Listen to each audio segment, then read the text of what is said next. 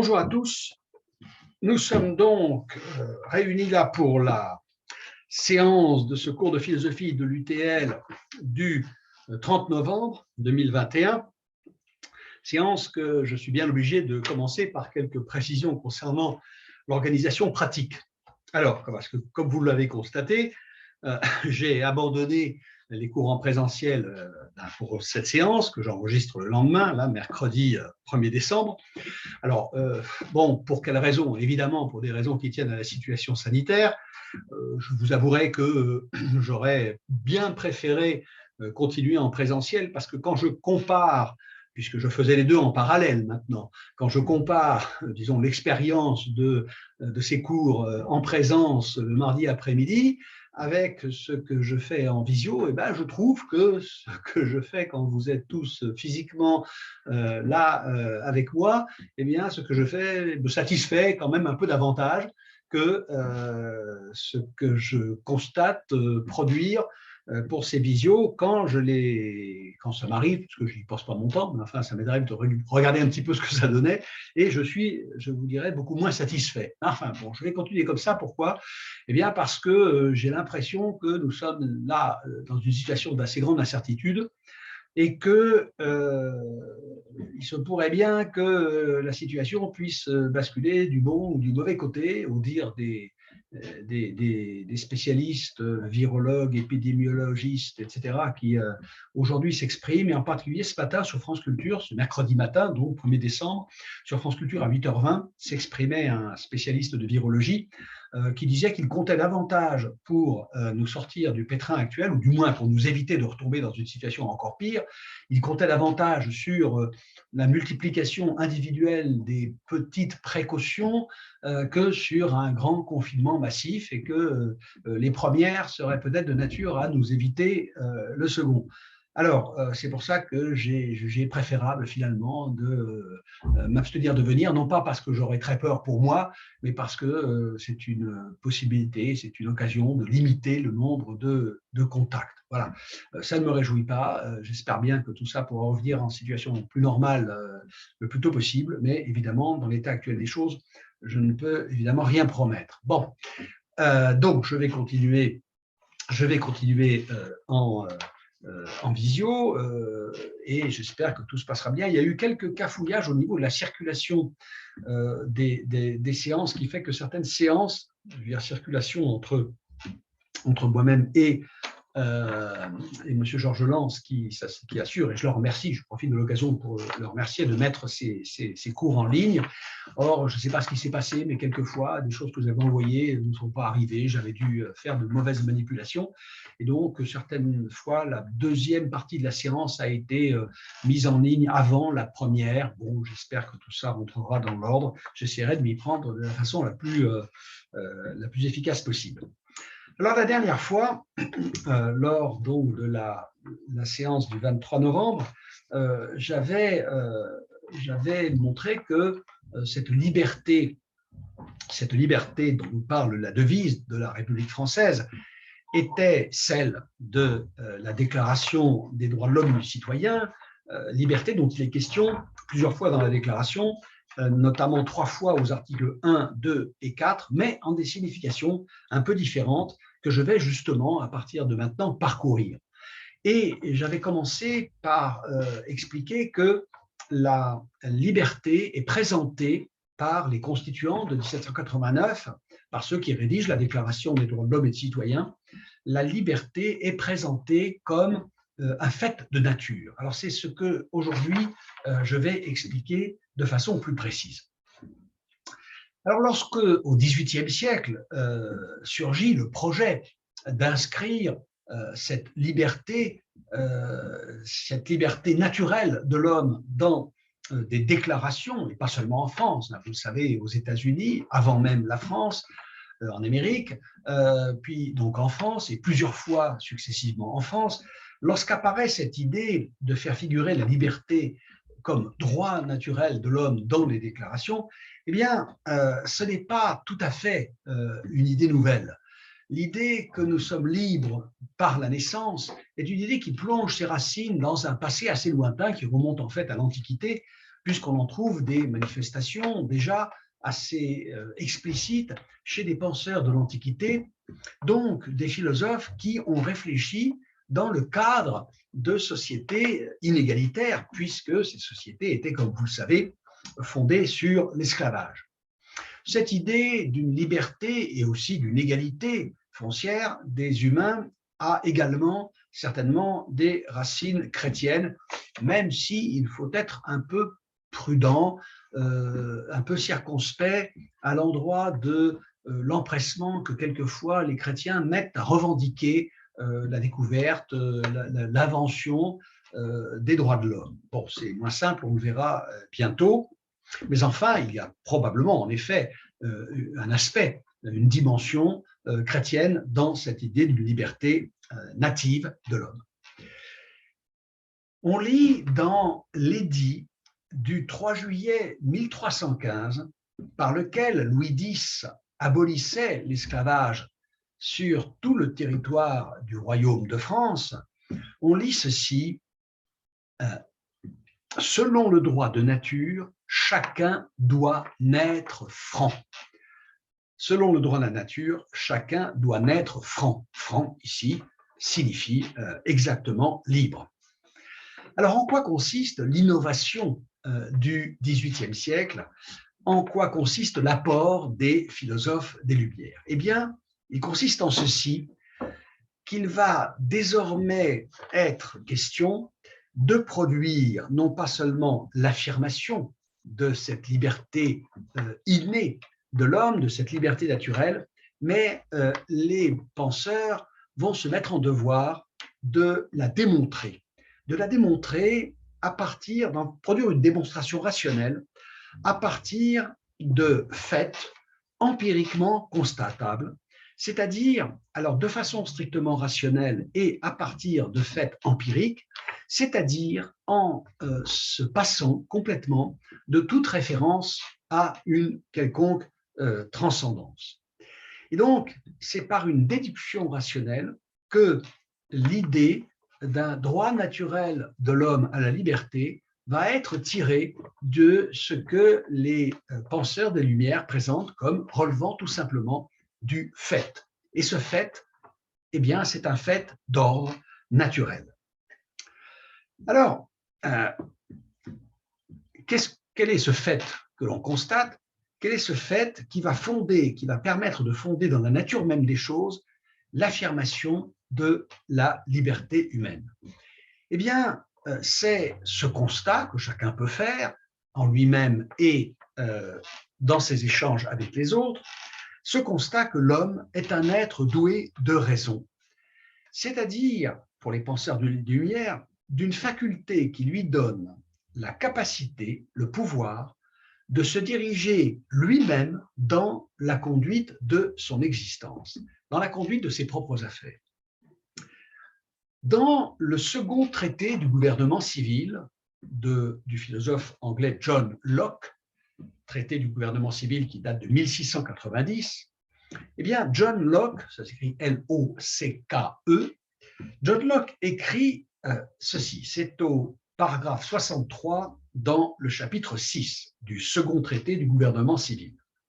Je cite, « La liberté de l'homme, par laquelle il peut agir comme il lui plaît, est donc fondée dans l'usage de la raison qui est capable de lui faire bien connaître ces lois suivant lesquelles il doit se conduire. » Je vais répéter cette citation. « La liberté de l'homme, par laquelle il peut agir comme il lui plaît, est donc fondée sur l'usage de la raison qui est capable de lui faire bien connaître ces lois suivant lesquelles il doit se conduire. » Lui faire connaître ces lois, CES, les lois suivant lesquelles il doit se conduire. On trouve chez Rousseau, dans le contrat social, et plus exactement au chapitre 2 du premier livre, donc au tout début du contrat social, qui a été rédigé et publié en 1762, on trouve sous la plume de Rousseau quelques précisions concernant l'exercice de cette capacité. je lis ce passage donc du chapitre 2 de la première partie du contrat social.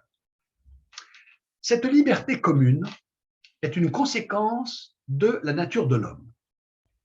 Sa première loi est de veiller à sa propre conservation. Ses premiers soins sont ceux qu'il se doit à lui-même. Et, sitôt qu'il est en âge de raison, lui seul étant juge des moyens propres à se conserver, devient par là son propre maître. Relisons cette citation. Cette liberté commune est une conséquence de la nature de l'homme. Sa première loi est de veiller à sa propre conservation. Ses premiers soins sont ceux qu'il se doit à lui-même. Et sitôt qu'il est en âge de raison, lui seul étant juge des moyens propres à se conserver, devient par là son propre maître. Donc deux citations affirmant cette liberté naturelle de l'homme, liberté dont Rousseau nous explique qu'elle est commune à tous les hommes, et je reviendrai sur ce point quand il s'agira de l'égalité. Il s'agit donc dans ces deux citations de liberté, et d'une liberté qui est fondée sur cette faculté qu'on appelle la raison.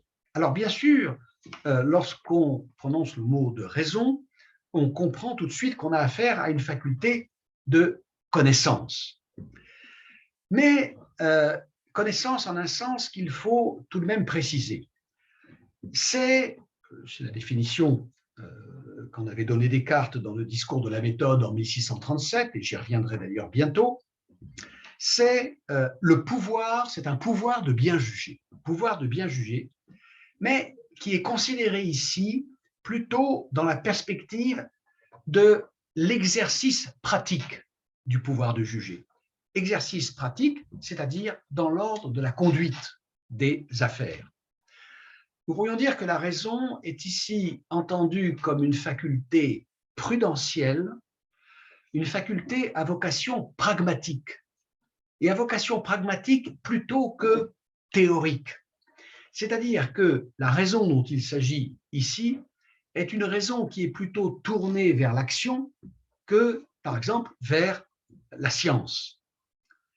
Et ce n'est pas non plus, comme ce sera le cas chez Kant, par exemple, ce n'est pas une raison dont la possession confère à l'homme un statut directement moral, parce que cette raison est elle-même morale. Chez Kant, on trouvera cette idée que la raison est une faculté qui me met immédiatement et de plein pied, si vous voulez, en présence de l'obligation, du devoir moral. Et que parce que la raison fait de moi un sujet moral, elle me constitue ipso facto en objet moral, c'est-à-dire en être vis-à-vis de qui autrui a des obligations morales. C'est ce que Kant appellera la dignité humaine. La dignité, c'est cette valeur absolue que confère à l'homme le fait qu'il est doué de raison. Eh bien, avec Locke, avec Rousseau et d'autres d'ailleurs, nous avons affaire à une conception, dirions-nous, plus modeste de la raison. C'est une faculté de connaissance, ce qu'elle est aussi chez Kant, mais ce n'est pas une faculté qui confère à l'humain une quelconque valeur absolue. C'est une faculté qui permet simplement de se diriger, d'agir comme il plaît à l'homme, et donc de veiller à sa propre conservation de façon pertinente, de façon juste.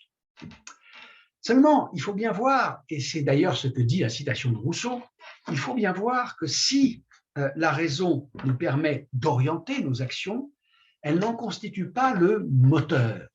Si vous voulez, pour utiliser une métaphore prise du côté de la navigation, la raison, elle est la boussole.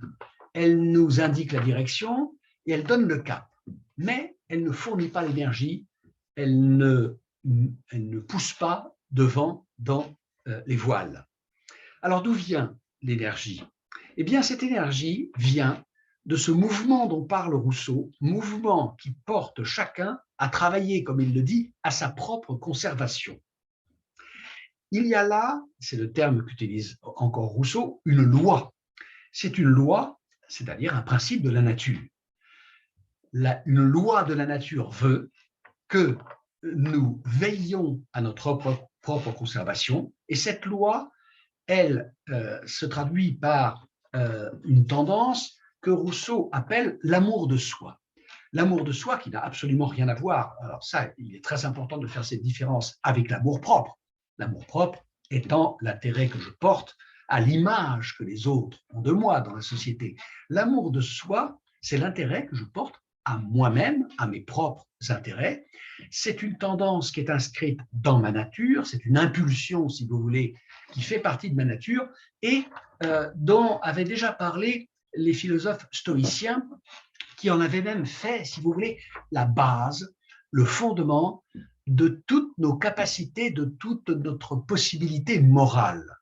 C'est une idée à laquelle, par exemple, un Sénèque, un Épictète, un Marc Aurèle tiennent beaucoup, cette idée que tout commence par l'amour, l'intérêt, l'attention que chacun porte à soi-même. Il n'y a rien à voir dans cet amour de soi avec l'égoïsme. L'égoïsme, c'est la tendance à se donner toujours à soi-même la préférence contre les autres. Ça, c'est tout à fait autre chose. L'amour de soi, cela signifie que toute espèce d'agir en l'homme doit s'enraciner dans cette tendance naturelle, universelle et nécessaire. Alors, cette loi de l'amour de soi, on la retrouvera par exemple chez Hobbes et chez Spinoza sous l'appellation de conatus. Conatus, qui vient du latin, terme latin, qui vient du verbe conari, s'efforcer. Le conatus, c'est l'effort pour persévérer dans son être. L'effort de tout être pour persévérer dans son être. C'est la loi, pour Hobbes et pour Spinoza, c'est la loi universelle, non seulement des humains, mais des vivants et même des êtres en général. Une pierre tend à persévérer dans son être par la résistance qu'elle oppose, par exemple, à votre tentative pour la casser. Le végétal, l'animal tendent à persévérer dans leur être par le fait de croître, de se mouvoir ensuite pour l'animal et d'adopter certains comportements visant à satisfaire ses intérêts propres. Quant à l'amour de soi chez l'humain, il a exactement la même nature, sauf que contrairement à l'animal qui ne dispose que de l'instinct pour lui donner une direction adéquate, l'homme, lui, est doué de raison. Et donc, nous pouvons définir la liberté comme cette capacité dont dispose l'humain d'orienter comme il convient, c'est-à-dire comme il lui convient, cette tendance à persévérer dans son être qu'il anime en tant qu'être vivant, comme elle anime tous les êtres vivants. Je répète ce qui me paraît être ici une espèce de définition de la liberté que je tire des considérations précédentes, capacité dont dispose l'humain d'orienter comme il convient, il faudrait ajouter à l'aide de la raison, au moyen de la raison, cette tendance à persévérer dans son être qui anime tous les êtres naturels. Eh bien, c'est de cette liberté que l'article 2 de la Déclaration va nous dire que l'association politique a pour fonction, a pour raison d'être de garantir l'exercice par chacun. Alors, il faut s'arrêter un peu maintenant sur cette idée d'association politique. Alors, je vais introduire ici une petite subdivision, un paragraphe, un titre de paragraphe que j'intitule « Qu'est-ce qu'une association politique ?» qui ne figure pas dans le plan qui se trouve sur mon blog. Mais je vais bientôt rectifier afin de rendre le plan conforme à ce que je vous dis durant ces séances. Qu'est-ce qu'une association politique? Parce que un être désireux, soucieux d'exercer sa puissance d'agir, de persévérer dans son être, ce n'est pas là tout ce que la nature a fait de moi. La nature a également fait de moi un être social. Elle m'a constitué comme être social, c'est-à-dire voué à vivre, on pourrait presque dire, dans certains cas condamné, à vivre en association avec mes semblables. La première association, la plus fondamentale des associations humaines, c'est évidemment, le fait universel de la vie sociale. Tous les humains vivent en société. Aucun humain ne vit, n'a jamais vécu, ni ne vivra jamais hors du lien social. Nous savons aujourd'hui, grâce à l'anthropologie, grâce aux différentes sciences humaines, mais aussi grâce aux sciences biologiques, parce que la sociabilité naturelle de l'homme, dont Aristote avait déjà la connaissance, il l'écrit en toutes lettres, cette sociabilité naturelle de l'homme, elle est également inscrite dans les structures de notre système nerveux central. Eh bien, nous savons que cette socialité élémentaire, fondamentale de l'homme est universelle et nécessaire. L'homme a toujours vécu en société. Sur la base de cette sociabilité naturelle, s'élaborent ce qu'on pourrait appeler des sociabilités secondaires, donc des associations secondaires, des associations partielles, des associations particulières au sein de cette association universelle qu'est la société humaine. C'est-à-dire que les hommes forment, alors sous des motifs et sous des mobiles divers, forment diverses petites associations, plus ou moins petites, quelquefois très grandes d'ailleurs, car une nation est une association de ce type, et par exemple l'Union européenne est une autre association de ce type. Les humains forment des associations particulières, ils le font sous l'impulsion de certains intérêts, de certains affects, ils le font sur la base de leurs affinités, de leurs croyances, et même, d'ailleurs, si l'on en croit le philosophe Arthur Schopenhauer, eh bien, les humains s'associent mus par ce mobile tout à fait particulier que constitue la conscience de leur profonde nullité et l'incapacité à supporter cette nullité, ce qui les fait se rapprocher des autres pour oublier leur propre vide, leur propre vacuité. Il y a des belles pages de Schopenhauer, des pages assez sombres, des pages quelquefois même tout à fait cyniques d'Arthur Schopenhauer, dans un petit livre que je vous recommande très vivement, ça m'est d'ailleurs déjà arrivé de le conseiller dans ses cours de philosophie, un petit livre qui s'appelle « Les aphorismes sur la sagesse dans la vie ». Aphorismes sur la sagesse dans la vie, c'est un petit traité,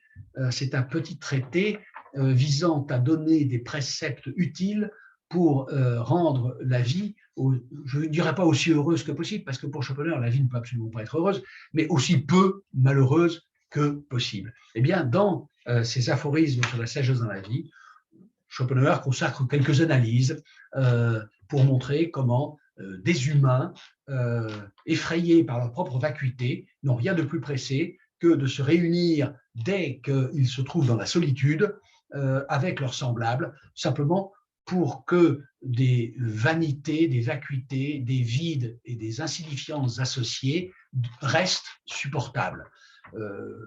Dans la vie de tous les jours, dans la vie professionnelle, dans la vie des jours ouvrables, eh bien, la vie professionnelle leur offre, ou familiale, leur offre cette possibilité. Le dimanche, quand ils se retrouvent tout seuls, eh bien, ils se précipitent au café pour jouer aux cartes ensemble parce qu'ils se sentent vraiment trop nuls pour affronter cette nullité. D'ailleurs, Schopenhauer dit qu'on mesure la vraie valeur d'un homme à sa capacité à se retrouver tout seul. Bon, je vous laisse méditer ce genre de réflexion. Alors, il est évident que l'association fondamentale, l'association première, la vie sociale en général, n'a jamais fait l'objet d'une décision telle qu'on en trouve à l'origine des sociétés particulières. Quand on fonde un club de pétanque, c'est qu'on a un but, c'est de jouer à la pétanque ensemble, c'est d'obtenir de la municipalité un boulodrome, que sais-je encore, c'est d'organiser des concours de pétanque. La vie sociale, elle s'est constituée spontanément, naturellement, sans but, elle ne s'est même jamais constituée, puisque les représentants de l'espèce sapiens, et il faudrait même certainement remonter en deçà de l'espèce sapiens, il faudrait remonter au genre Homo, puisque vous savez qu'il a existé plusieurs espèces humaines sur la Terre, un assez grand nombre d'espèces humaines d'ailleurs qui ont toutes disparu, puisque Homo sapiens est resté seul maître et possesseur de la planète, mais il y a plusieurs espèces humaines. Eh bien, je ne pense pas qu'aucun représentant du genre Homo ait jamais vécu hors d'une certaine forme de lien social. Eh bien, cette forme élémentaire de sociabilité est à ce point inhérente à l'homme que les hommes n'ont jamais eu besoin de prendre la décision d'entrer en société et de sortir d'un état antérieur, d'un état primitif qui aurait été un état d'isolement, de solitude. Et c'est ce que résume très bien une formule assez connue de Karl Marx, qui se trouve dans un texte qui n'a jamais été publié de son vivant, qu'il a écrit autour de 1845, dans la 6e des thèses de Marx sur Feuerbach.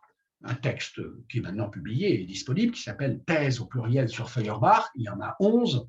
La 11e est la plus connue. La 11e dit « Les philosophes n'ont jusqu'à présent fait qu'interpréter le monde et il s'agit maintenant de le transformer ». Alors, cette citation est encore plus connue, mais voici ce que dit la 6e des thèses sur Feuerbach. Feuerbach, ça s'écrit F-E-U-E, Feuer, le feu, F-E-U-E-R-B-A-C-H, Feuerbach. Ludwig Feuerbach est un philosophe dont Marx avait été le disciple, même si plus tard il s'en séparera. Et dans les thèses sur Feuerbach, il écrit ceci, c'est dans la 6e thèse: « L'essence humaine n'est pas une abstraction inhérente à l'individu isolé. Dans sa réalité, elle est l'essence, elle est l'ensemble des rapports sociaux. » Je répète, l'essence humaine n'est pas une abstraction inhérente à l'individu isolé. Dans sa réalité, elle est l'ensemble des rapports sociaux. L'essence humaine n'est pas une abstraction inhérente à l'individu isolé, cela veut dire qu'il n'y a pas de nature humaine dont la possession définirait des individus humains antérieurement à une entrée en société qui en réalité ne s'est jamais produite et qui est une pure fiction. Voilà ce que cela signifie. Il ne faut pas s'imaginer des humains pleinement humains, constitués comme humains, et qui pourraient, ayant vécu isolément, s'associer pour entrer dans le lien social. Alors, évidemment, la plupart des associations secondaires se forment à partir d'un but. Il arrive que des associations se forment spontanément. Par exemple, il y a le feu dans une maison, les habitants du quartier sortent, essayent de faire quelque chose pour maîtriser l'incendie, ne serait-ce qu'afin que cela ne se propage pas jusque chez eux. Donc là, vous avez une association spontanée qui n'a fait l'objet d'aucune décision préalable. Autre exemple, le soir des attentats de Charlie Hebdo, nous nous sommes retrouvés spontanément, personne n'en avait donné les mots d'ordre, personne n'y avait appelé, nous nous sommes retrouvés très nombreux, plusieurs milliers, spontanément à Toulouse, sur la place du Capitole. Je répète, personne n'en avait pris l'initiative, mais cette association que constituait cette manifestation, c'en était une, qui était d'ailleurs une manifestation silencieuse, eh bien cette manifestation était une association spontanée, temporaire, éphémère, mais qui a eu, pour ceux qui y ont participé, une signification évidemment très, très forte. Mais la plupart du temps, bien entendu, les associations, surtout si elles doivent durer, surtout si elles se donnent pour but d'agir efficacement, les associations se constituent de façon formelle à partir d'une décision, à partir d'un projet, à partir d'un objectif. Alors, il peut s'agir d'un club de supporters de foot, il peut s'agir d'une entreprise commerciale ou industrielle, il peut s'agir d'un syndic de copropriétaires, de corporation, d'un syndicat professionnel, il peut s'agir d'un parti politique, il peut s'agir d'un mouvement, même clandestin, par exemple, car une association n'a pas forcément pignon sur rue, il peut s'agir bien sûr d'une association religieuse, d'une église, etc. Cette sorte d'association, que j'ai appelée secondaire ou partielle, et qu'il faudrait appeler plutôt particulière, cette sorte d'association particulière est toujours fondée sur un but, un projet défini, plus ou moins explicitement, un projet qu'on a choisi de poursuivre en commun. L'association politique est de ce type, exactement de ce type. L'association politique n'est pas spontanée pour les humains. Et elle n'est même peut-être pas, alors c'est là qu'on se séparait d'Aristote, elle n'est peut-être même pas naturelle. La preuve est que si l'on prend l'adjectif politique en une signification un peu précise, et si l'on entend par politique des institutions stables, si on met dans la politique, par exemple, un État, des lois, eh bien, cela n'a rien de naturel à l'humain, rien de nécessaire, puisque nous le savons bien, beaucoup de communautés humaines ont vécu et des communautés humaines vivent encore hors de toute organisation au sens propre politique du terme. Et donc, l'association politique est quelque chose qu'il faut penser, qui doit être pensé, qui doit être conçu et faire l'objet d'un projet.